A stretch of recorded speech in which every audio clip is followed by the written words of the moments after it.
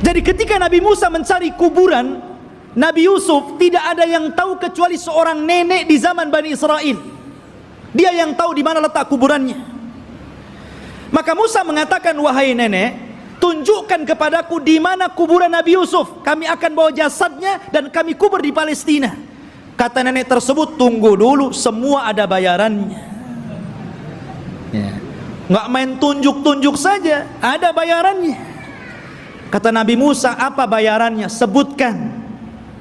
Maka nenek ini mengatakan, ya Musa, inni uridul jannah wa inni uridu ma'aka fil jannah. Wahai Musa, aku ingin sorga dan aku ingin bersama kamu di sorga. Subhanallah. Dia tidak ingin dunia. Tapi tentu ini lebih parah dibandingkan nenek di zaman Rasul, kan gitu. Di zaman Rasul dunia pengen unta kasih unta, ini minta sorga lebih tinggi lagi. Masa hanya nunjukkan kuburan Nabi Yusuf minta sorga? Ya Musa diam sajalah. Dia tidak punya sorga, apa yang mau dibuat? Akhirnya Musa diam sampai Allah mengutus Jibril, kemudian mengatakan, ya Musa, Allah mengabulkan permintaan nenek itu. Baru Musa bersuara, ya, kalau begitu engkau akan jadi kawanku di sorga. Sekarang cepat tunjukkan di mana kuburannya. Ya, akhirnya ditunjukkan kuburannya, dibawalah Nabi Yusuf, jasadnya sampai akhirnya dikuburkan di Palestina. Ya kan? Ma'asyiral muslimin rahimani wa rahimakumullah. Kemudian ketika Nabi Musa alaihi salatu wasallam sudah dekat ke Baitul Maqdis, maksudnya ke daerah Palestina, sudah mendekati daerah Palestina ini, berada di tengah padang pasir. Karena saya katakan antara Mesir dan Palestina ini terpisah dengan padang pasir yang luas sekali. Jadi Musa ini tersesat akhirnya. Tapi kemudian Nabi Musa mendapatkan jalan setelah membawa jasadnya Nabi Yusuf dan hampir mendekati Palestina. Lah di Palestina itu, di negeri Arya, kan saya katakan dari awal sebelumnya sudah ada manusia di situ. Dari Kanaaniyun, Yaguthiyun, Amuriyun, sudah ada orang-orang di situ. Sudah menguasai Palestina, sehingga Musa tidak mungkin membawa Bani Israel begitu saja, harus berperang dulu dengan penduduk asli di situ.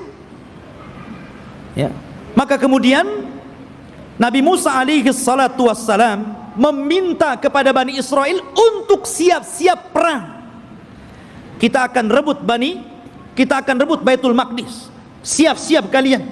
Kita akan menyerbu mereka.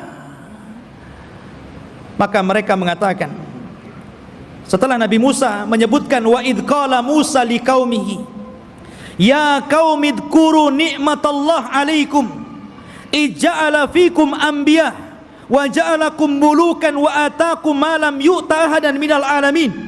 Ketika Musa berkata, hei kaumku, ingatlah nikmat Allah, bagaimana dahulu kalian menjadi budak di Mesir, kemudian diutus kepada kalian nabi, kemudian dijadikan kepada mereka raja yang memimpin kalian, disebutkan nikmat yang banyak. Kemudian Musa mengatakan, ya qaumi dkhulul ardal muqaddasata allati kataballahu lakum wala tartaddu ala adbarikum fatanqalibu khasirin. Di hadapan kalian ada negeri yang disucikan. Masuklah kalian ke negeri itu, karena negeri itu telah ditulis oleh Allah Subhanahu wa taala untuk kalian. Jangan mundur sedikit pun. Kalau kalian mundur, kalian akan menjadi orang yang rugi. Kita akan perang. Tapi mereka mengatakan apa? Qalu ya Musa, inna fiha qauman jabbarin.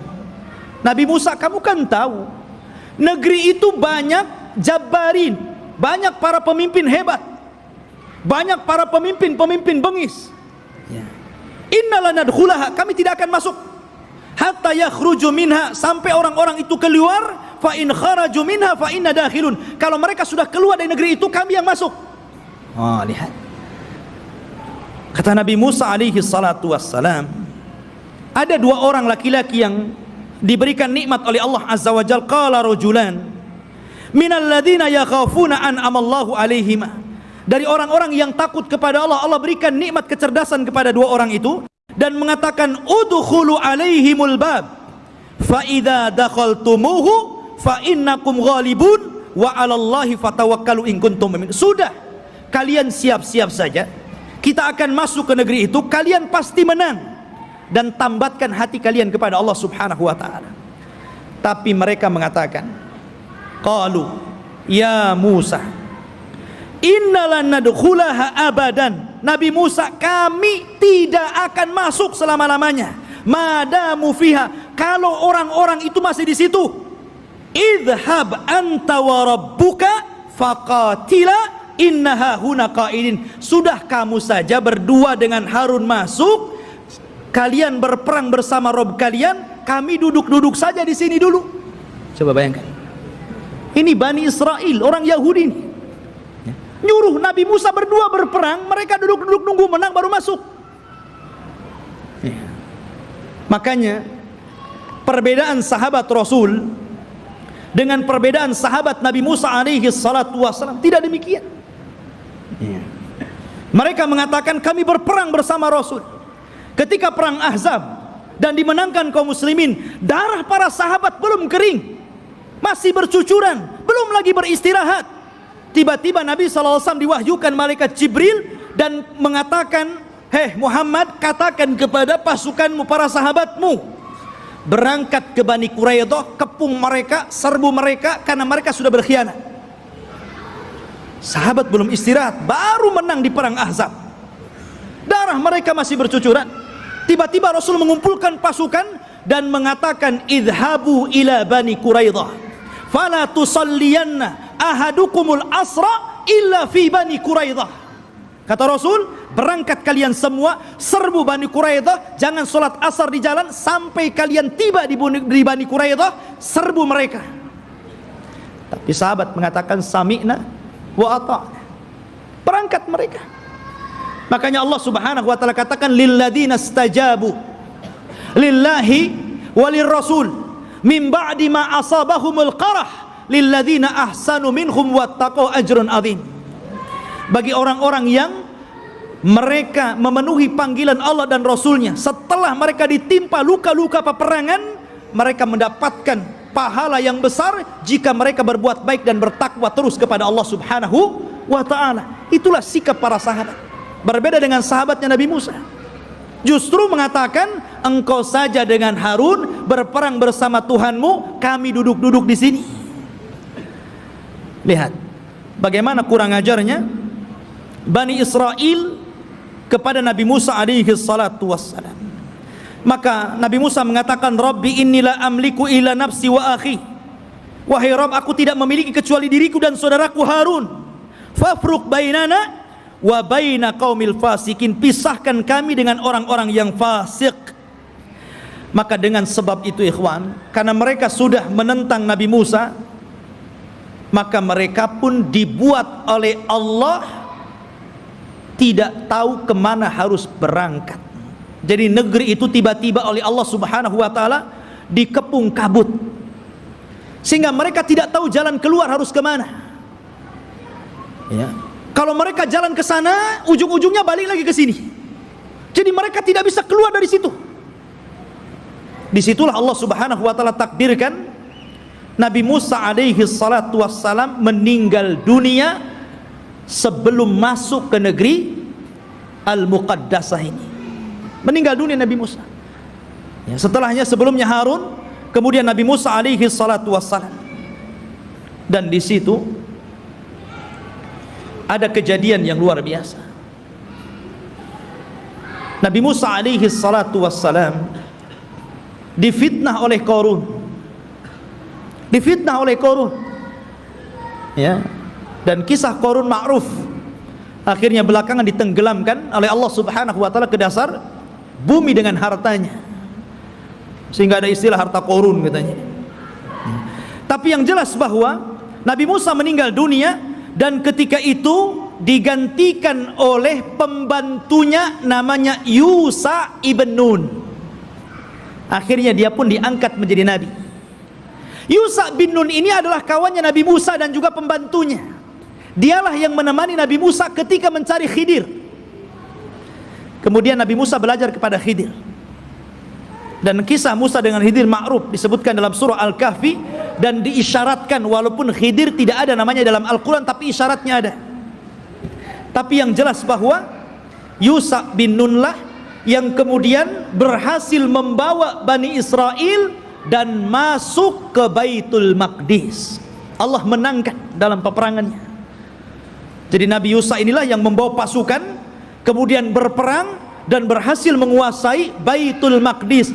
Dari sini menunjukkan bahwa Bani Israel ini mereka menjajah, bukan asli situ.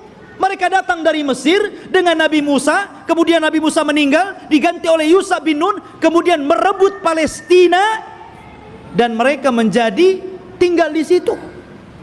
Jadi Palestina bukan milik orang Yahudi, mereka yang menjajah di situ. Ya. Barulah kemudian Yusha bin Nun masuk ke Masjid Al-Aqsa yang sekarang disebut dengan Baitul Maqdis, sekarang Masjid Al-Aqsa. Disitulah Allah Subhanahu wa taala memerintahkan kepada Yusha ibn Nun, karena ketika itu ikhwan, peperangan ini sangat sengit. Ya.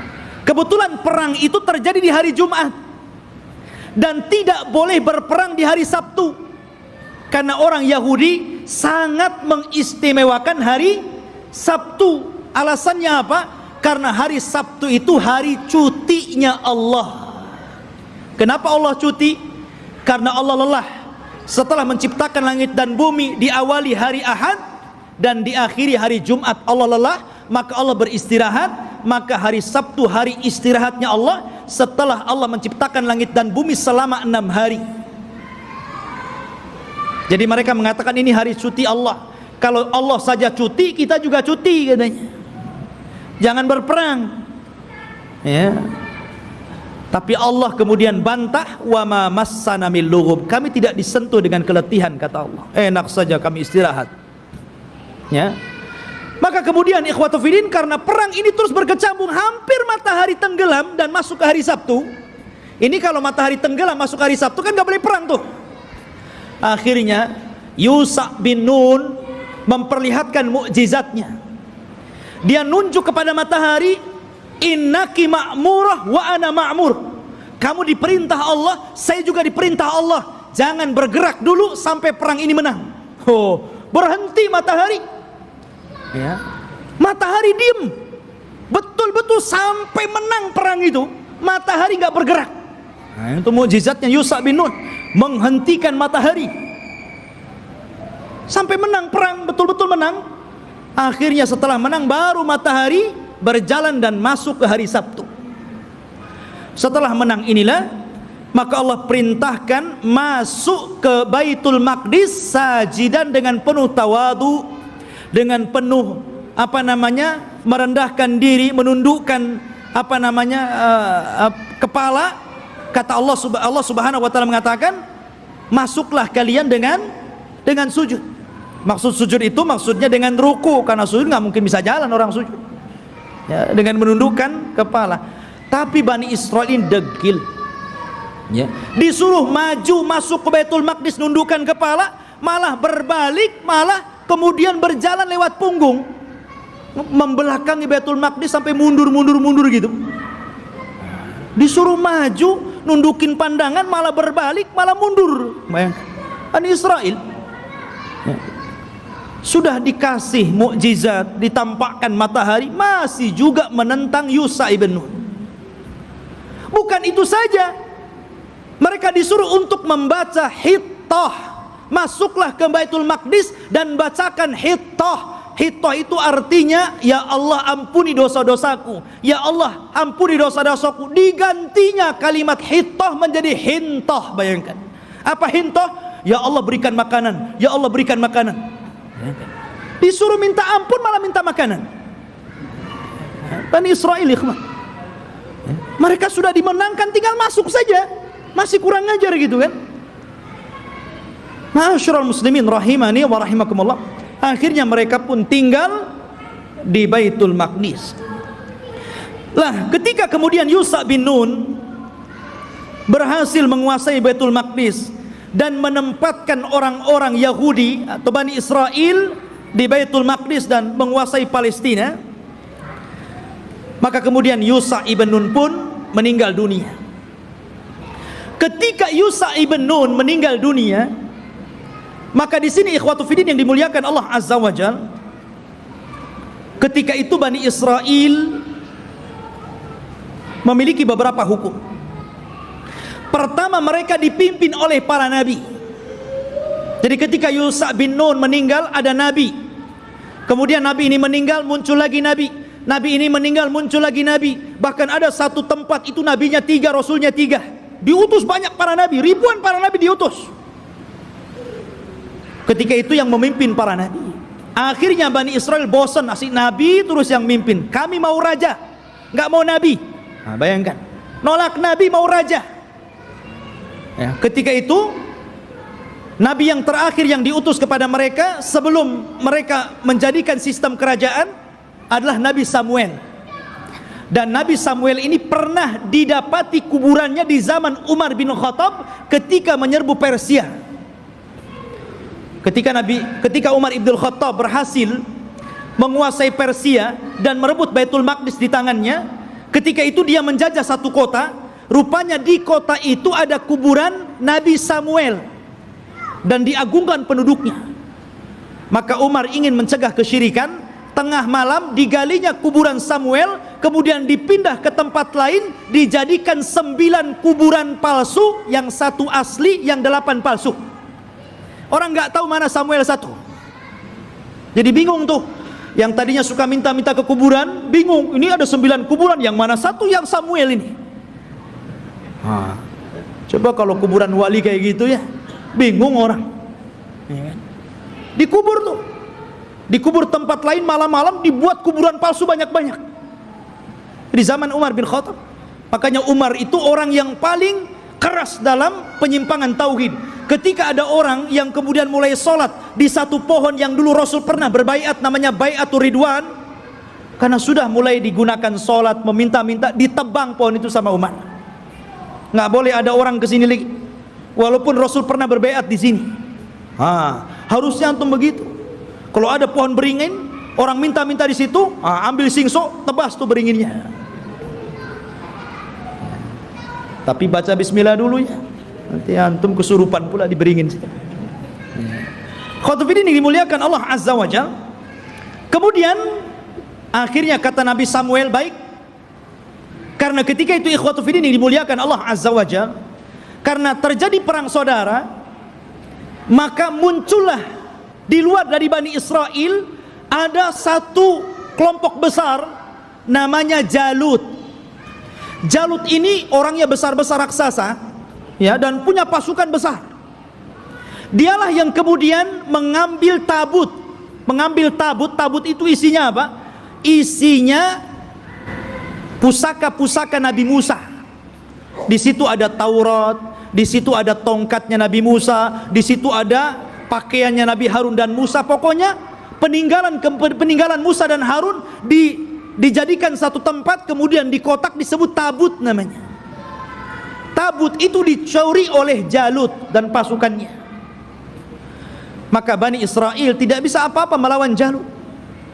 Akhirnya kemudian minta kepada Nabi Samuel untuk dikirim kepada mereka seorang raja yang akan memimpin jihad melawan Jalut. Maka Nabi Samuel kemudian atas perintah wahyu dari Allah, maka ditunjuklah Talut sebagai raja pertama Bani Israel. Talut ini orang miskin, tukang ngasih minum keledai, penggembala, ya kan? Kata Bani Israel, masa si Talut jadi raja? Siapa si Talut itu kan gitu? Nggak punya nasab, orang miskin, nggak punya harta, nggak mau. Ya, kami mau raja itu yang wah, yang gagah, yang kaya, yang punya harta. Si Talut pula jadi raja, nggak mau. Ya kan? Akhirnya kemudian Allah Subhanahu wa taala tunjukkan kehebatan Talut ini. Diutusnya malaikat, kemudian malaikat ini mengambil tabut yang ada di Jalut, kemudian diserahkan kepada Talut, menunjukkan bahwa sekarang Talut sudah punya tabut.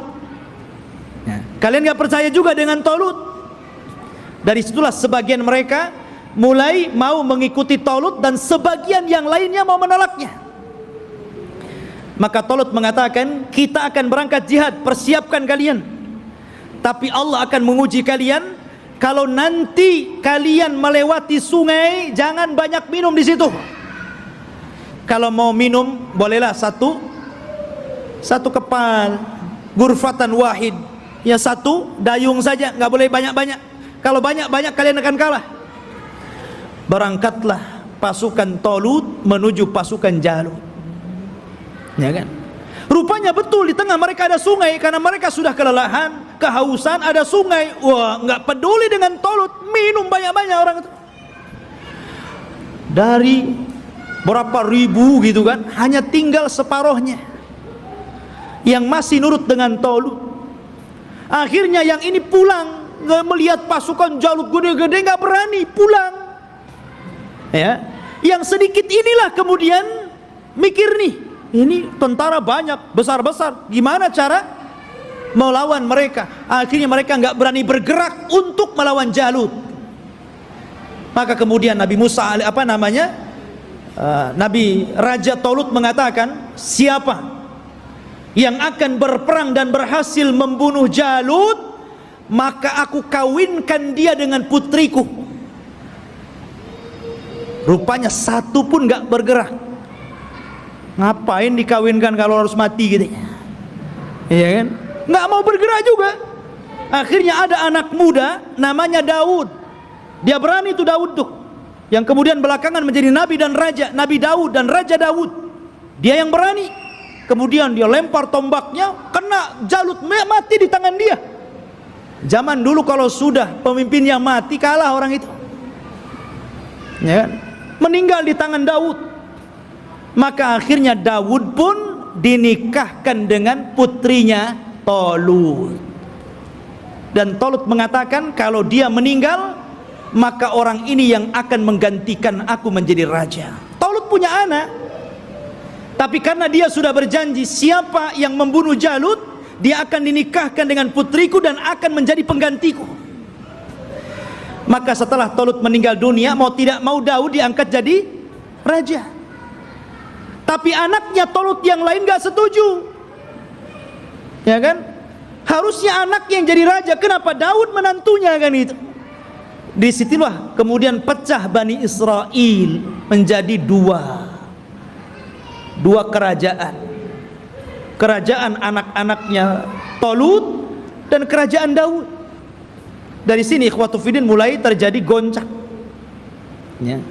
Tapi Nabi Daud ini ikhwan adalah orang yang cerdas. Karena Allah berikan mukjizat, tangannya itu bisa melembutkan besi. Ya. Jadi kalau besi itu nggak perlu dilas, dipotong-potong aja sama dia kan begitu. Wa alanna lahul hadid. Dia bisa melembutkan besi, bukan sulap ikhwan. Itu mukjizat. Kalau enggak gini aja dia. Ya kan? Mukjizatnya Nabi Daud. Dia punya kekuatan, akhirnya dia pun melawan anak-anaknya Talut yang lain dan mempersatukan kembali Bani Israel. Setelah dia meninggal, maka puncak kekuasaan Bani Israel ada di tangan putranya Daud, Nabi Sulaiman. Disitulah puncak kekuasaan Bani Israel, puncak kekuasaan Yahudi. Ya. Dan hanya ada 4 raja yang pernah menguasai sebagian besar dunia, yang 2 mukmin dan 2 kafir. Yang pertama mukmin, namanya Dzulqarnain, sebutkan dalam surah Al-Kahfi. Yang kedua Sulaiman, ini keduanya mukmin. Dan keduanya kafir. Yang pertama Namrud di zaman Nabi Ibrahim. Kemudian Bukhtun Nasr, nanti ada kisahnya akan nyusul. Ya. Jadi Sulaiman ini Allah Subhanahu wa taala berikan kekuasaan yang tidak diberikan kepada orang sebelum dan setelahnya. Dia bisa menundukkan awan, dia bisa menundukkan jin, dia bisa menundukkan burung-burung, dia bisa menundukkan tumbuh-tumbuhan. Masya Allah, ini raja alam nyata dan gaib ini, Nabi Sulaiman ini. Ya. Jadi jin tunduk sama dia. Bahkan yang membangun bangunan-bangunan itu jin. Jin itu yang bekerja kepada Sulaiman, membuat istana-istana. Makanya ketika Sulaiman meninggal dunia, Jin itu kan tidak tahu yang gaib. Disangkanya Sulaiman masih hidup dan tidur di singgasana, asik bekerja saja mereka kan. Baru setelah Sulaiman roboh dari singgasananya, kata jin, oh kalau tahu Sulaiman sudah mati dari dulu, ngapain saya kerja, katanya. Nah, dari sini menunjukkan jin itu tidak tahu yang gaib. Kalau jin tidak tahu yang gaib, berarti dukun lebih tidak tahu yang gaib. Karena dukun itu gurunya jin. Mereka itu para pendusta, nggak usah dibenarkan. Benarnya satu, dustanya itu 1000. Ya. Ma'asyiral muslimin rahimani wa rahimakumullah. Maka Sulaiman inilah puncak kekuasaan, dan di zaman Sulaiman ini beliau membangun satu tempat ibadah menggantikan tabut, namanya Haikal Sulaiman, yang sekarang menjadi mimpi orang Yahudi. Haikal Sulaiman, mimpinya orang Yahudi itu sampai hari ini. Sulaiman membuat haikal. Dialah yang pertama kali meninggikan Masjidil Aqsa. Jadi kalau Ibrahim meninggikan Masjidil Haram, kalau Masjidil Aqsa ditinggikan oleh Sulaiman. Dan ketika dia mendirikan Masjidil Aqsa, maka dia meminta kepada Allah 3. Satu, agar Allah memberikan hukum yang sesuai dengan hukum Allah. Yang kedua, agar diberikan kekuasaan yang tidak pernah diberikan kepada siapapun setelahnya. Yang ketiga, agar siapapun orang yang masuk ke masjid ini dan tidak ada niat kecuali sholat, keluar, maka dia sudah hilang dosanya seperti anak yang baru dilahirkan dari perut ibunya. Kata Rasul, aku berkehendak bahwa yang ketiga itu aku, kata Rasul. Karena yang kedua sudah dikabulkan. Dan Rasul pernah sholat di Baitul Maqdis. Kata Rasul, aku berharap aku yang ketiganya. Ma'asyiral muslimin, jamaah sekalian yang dirahmati Allah Azza wa Jalla, maka Sulaiman pun membentuk tempat ibadah yang disebut dengan Haikal Sulaiman, Masjidil Aqsa yang lama. Di zaman Sulaiman itu disebut Haikal namanya. Baru kemudian roboh, kemudian dibesarkan, akhirnya menjadi besar. Lah Yahudi ini ingin mencari itu. Dulu ketika Sulaiman mendirikan Masjidil Aqsa yang disebut dengan Haikal itu, dari mana ke mana, berapa meter, lebarnya berapa meter, kemudian panjangnya berapa meter. Kalau sudah ketemu situs ini, maka mereka akan membangun Masjidil Aqsa mau dirobohkan, sehingga Haikal lah yang naik. Itu tujuan Yahudi sampai hari ini. Makanya mereka membolongi itu, Masjidil Aqsa itu bolong bawahnya, makanya tidak bisa menampung banyak-banyak. Kalau banyak nanti roboh itu. Karena di situ ikhwatu fiddin, di bawah tanahnya itu, di bawah tembok ratapan itu, mereka mencari-cari di mana tempat haikalnya Sulaiman. Jadi para ilmuwan Israel terus mencari dan akan membangunnya. Dan mereka ingin mendirikan Israel Raya persis di atas Haikal Sulaiman. Makanya si Trump itu, Donald Trump ya, mereka orang-orang Israel didukung oleh Amerika untuk menguasai Yerusalem, yang memang Masjidil Aqsa ada di situ, dan bercita-cita untuk membuat negara Israel Raya tepat di atasnya Haikal Sulaiman. Alhamdulillah, negara kita tegas menolaknya, dan negara-negara yang lain juga tegas. Bukan hanya orang Islam, di luar Islam pun sebagian mereka menolaknya. Tapi yang jelas saya katakan, yang namanya Yahudi dan Nasrani itu akan sekongkol sampai pun ketika Malhamatul Kubra di akhir zaman, perang besar yang tidak ada perang setelahnya, tetap saja Yahudi dan Nasrani itu akan sekongkol melawan kaum muslimin. Ya kan? Ma'asyiral muslimin, sampailah ketika Sulaiman meninggal dunia, anak-anak Sulaiman ini mulai berebut kekuasaan. Ya. Karena berebut kekuasaan, goncanglah Bani Israel. Sudah tidak ada raja lagi. Raja itu cuma 3 di zaman Bani Israel, Talut, Daud, dan Sulaiman. Setelah itu nggak ada raja lagi. Akhirnya mereka pun berpecah, satu demi satu berpecah. Lemahlah orang-orang Yahudi. Ketika mereka lemah inilah, maka bangsa-bangsa luar mulai menjajah orang-orang Yahudi. Lah dari situlah datang pasukan dari Irak, pasukan Babil, yang kemudian menghancurkan Yahudi, menawan mereka dan memperbudak mereka, dibawa ke Irak, sebagainya lari ke Mesir.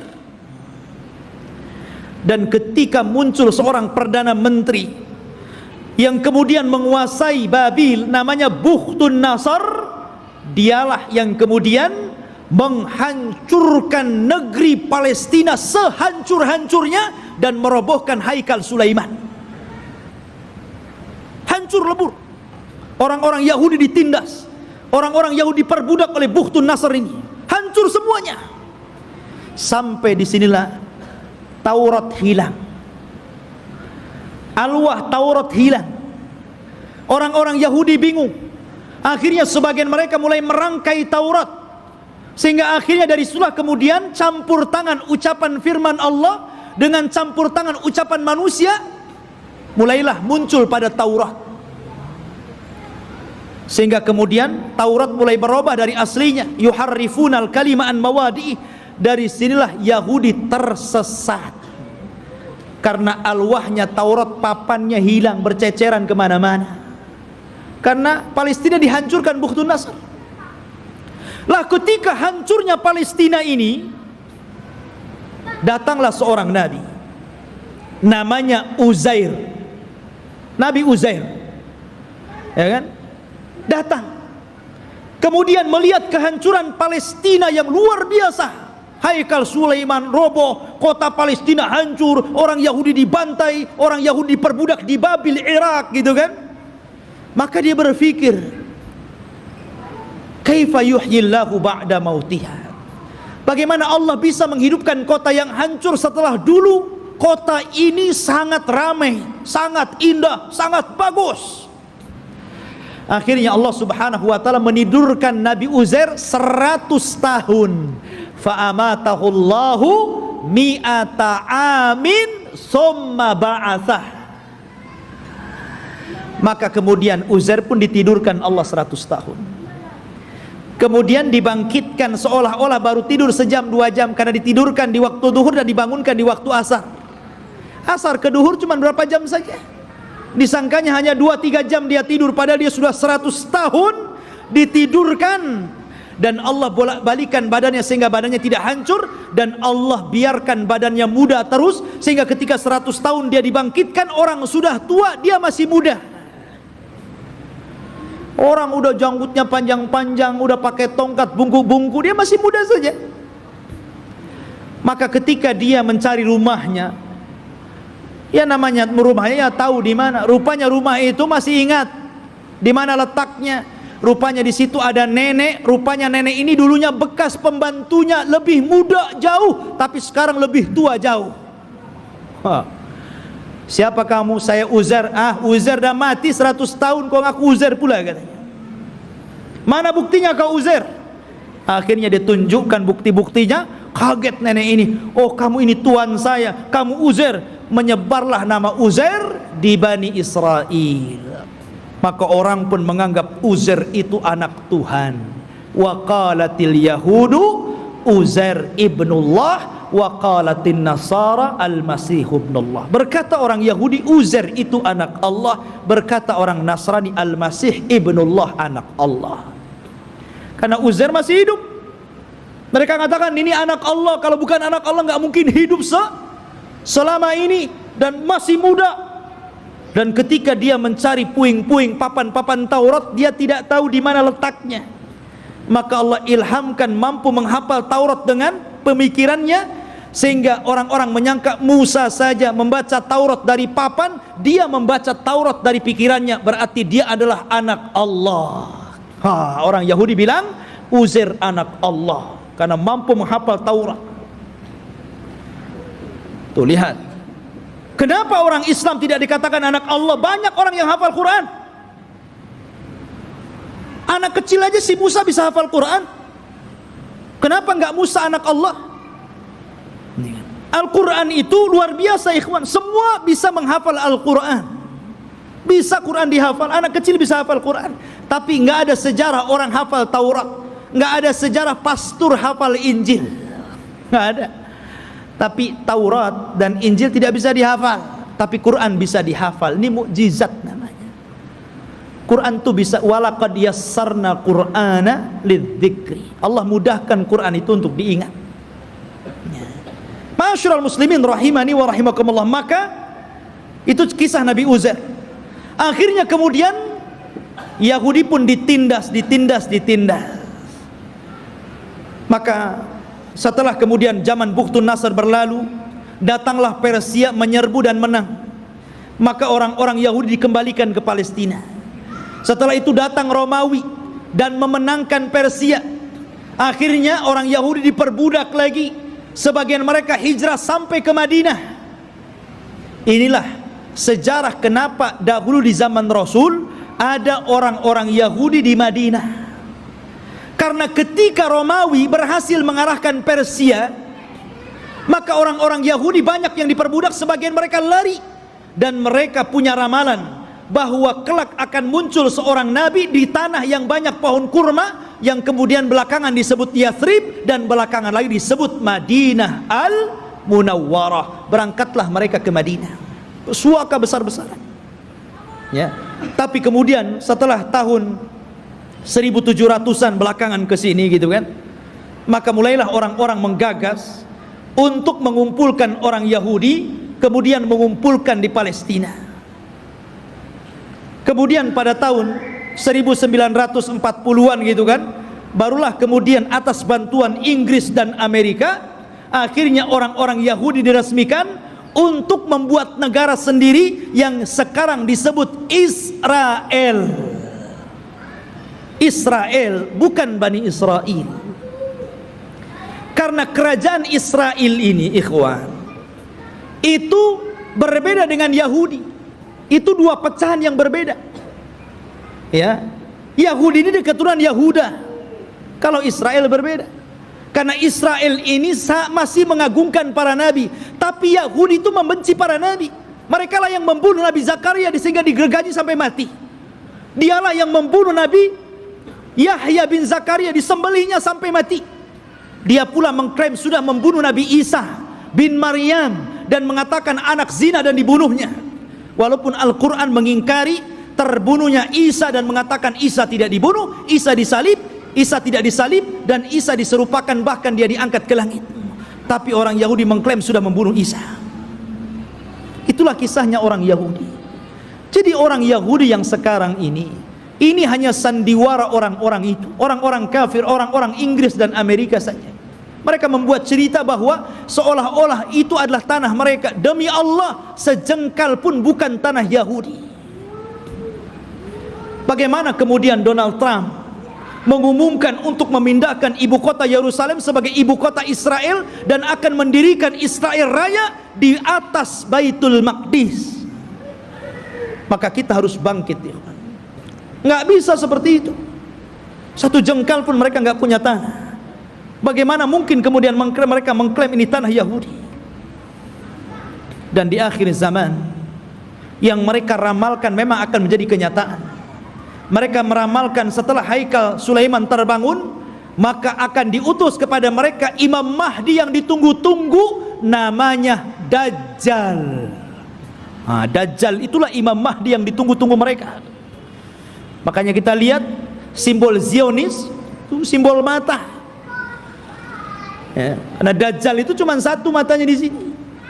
Makanya kemudian mereka menganggap bahwa itu Imam Mahdi mereka yang mereka tunggu. Makanya dalam Islam pun dibenarkan, karena kelak Dajjal itu akan diikuti 70.000 Yahudi Asfahan.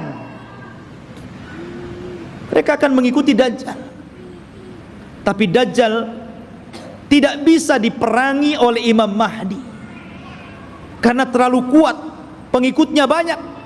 Makanya kemudian Imam Mahdi terkepung di sebuah bukit. Akhirnya mereka pun harus kemudian bersembunyi di Bukit Tur sampai Allah turunkan kepada mereka Isa bin Maryam, dan itu cita-citanya Nasrani. Jadi Nasrani ini mereka meyakini bahwa Isa akan turun. Isa yang mereka yakini sudah disalib dan sudah dibunuh, kemudian dihidupkan kembali setelah 30 hari, kemudian diangkat ke langit dan akan diturunkan di akhir zaman. Ini Nasrani ngakui. Dan Nasrani mengakui bahwa Isa ini kelak akan membunuh Dajjal dan akan memimpin dunia, dan dunia akan dikuasai Nasrani. Padahal Isa turun hanya tugasnya membunuh Dajjal, mematahkan salib, membunuh babi, dan menegakkan hukum sesuai dengan hukum Imam Mahdi yang notabene mengikuti ajaran Islam. Karena dia sholat di belakang Imam Mahdi. Isa turun di malam hari, di waktu subuh. Ketika itu orang-orang sudah putus asa melawan tentara Dajjal. Maka Isa mengatakan, aku berikan 3 pilihan kepada kalian, kepada tentaranya Imam Mahdi yang tinggal sedikit itu. Aku berdoa kepada Allah agar Allah kirimkan tentara lain bukan kalian, supaya mereka yang menghancurkan Dajjal, dan Dajjal akan meninggal. Yang kedua, atau aku berdoa kepada Allah untuk dikirim bencana besar, agar Dajjal terkena bencana dan pasukannya, sehingga kalian diselamatkan tanpa harus berperang. Atau yang terakhir, kita perang, saya pimpin kalian. Dan saya akan berdoa kepada Allah agar pasukan Dajjal tidak sanggup mengangkat senjata, kalian tinggal penggal lehernya, aku yang menghadapi Dajjal. Kata mereka yang ketiga enak nampaknya nih. Ya. Akhirnya mereka pilih yang ketiga. Berangkatlah setelah sholat subuh, mereka tinggal menggal kepala. Orang Yahudi, Nasrani, dan para pengikut Dajjal gak bisa apa-apa. Akhirnya mereka kalah, tunggang langgang, lari bersembunyi di batu. Batu bicara, hei ini Yahudi di belakang, bunuh dia. Lari di mana-mana, di setiap tempat dia sembunyi, makhluk Allah bicara di situ. Kecuali satu pohon yang tidak mau bicara, namanya pohon Gharqad. Hadis ini bocor kepada orang Yahudi, sehingga Yahudi nanam banyak-banyak pohon Gharqad di Israel. Tapi sayang kemarin kebakaran, nanam lagi dari awal. Ma'asyiral muslimin rahimani wa rahimakumullah, Gharqad ini nggak mau ngomong. Ya, makanya orang Yahudi, Gharqad ini bukan cemara, memang bentuknya kayak cemara, tapi cemara bukan Gharqad. Ya, nanti antum pula lihat cemara ditebangnya. Ini pohonnya Yahudi, nanti Yahudi sembunyi di sini katanya. Bukan, Gharqad lah, bukan cemara. Ya. Intinya ikhwatu fiddin yang dimuliakan Allah Azza wa Jalla, maka Dajjal berhadapan dengan Nabi Isa, dan Isa pun berhasil membunuh dan membawa kepalanya. Kemudian diberitahu kepada orang-orang bahwa dia telah membunuh Dajjal. Maka sebagian yang selamat dari orang-orang Nasrani kemudian beriman kepada Isa bin Maryam atas syariat Muhammad, sehingga Allah isyaratkan dalam Al-Quran, wa im min ahlil kitab illa la yu'minanna bihi qabla mautihi. Dan sebagian ahli kitab akan beriman kepada syariat Muhammad lewat Nabi Isa sebelum kematian Isa. Isa pun hidup selama 40 tahun. Di selang hidupnya inilah muncul fitnah yang lebih besar dibandingkan fitnah Dajjal. Fitnah apa? Munculnya satu kabilah yang bernama Ya'juj dan Ma'juj, dari keturunan Yafis ibn Nuh alaihi salatu wassalam. Satu kaum yang tidak bisa diperangi, tidak bisa dibunuh, pasukan mereka banyak. Satu dari kita, 999 dari mereka. Anda bisa bayangkan. Jadi kalau kita melawan mereka, jadi satu dari kita melawan 999 dari mereka. Oh, bayangkan. Sehingga ketika Allah azab dengan mengutus ulat, dan mereka mati semua dengan ulat tersebut, bangkai mereka rata, sehingga setiap satu jengkal di tanah ada bangkainya. Nabi Isa berdoa kepada Allah agar Allah bersihkan bangkai-bangkai mereka. Maka diutuslah burung pemangkai bangkai, tapi juga tidak habis semuanya. Maka Isa berdoa lagi agar diturunkan hujan dan banjir besar, akhirnya membawa jasad itu ke lautan dan menjadikan bumi kembali subur. Maka darah Israel Raya mimpi mereka, tapi kita umat Islam tidak akan setuju dengan itu. Kita doakan terus agar saudara-saudara kita dimenangkan oleh Allah dan dihancurkan orang-orang kafir. Subhanakallah bihamdika asyhadu an la ilaha illa anta astaghfiruka wa atubu ilaik. Allahu ta'ala alam. Assalamualaikum warahmatullahi wabarakatuh.